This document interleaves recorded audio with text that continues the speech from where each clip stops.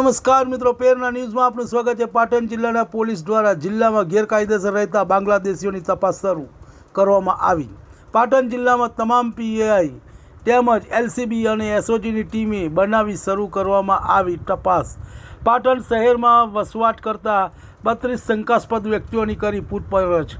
શંકાસ્પદ લોકોને જરૂરી ડોક્યુમેન્ટની તપાસ આગળ કાર્યવાહી હાથ ધરી। પાટણ જિલ્લાના પોલીસ દ્વારા તપાસ કરવામાં આવેલ 32 શંકાસ્પદ વ્યક્તિઓમાંથી 2 મહિલાઓ પ્રાથમિક રીતે બાંગ્લાદેશી હોવાનું પુરાવા મળી આવ્યા। તપાસ બાદ જો બાંગ્લાદેશી સાબિત થશે તો ડિપોર્ટ કરવાની કામગીરી હાથ ધરવામાં આવશે। રિપોર્ટ અનિલ રામાનુજ, રાધનપુર। તમને અમારા સમાચાર પસંદ આવ્યા હોય તો like, share, bell icon, comment અને સબસ્ક્રાઈબ કરો।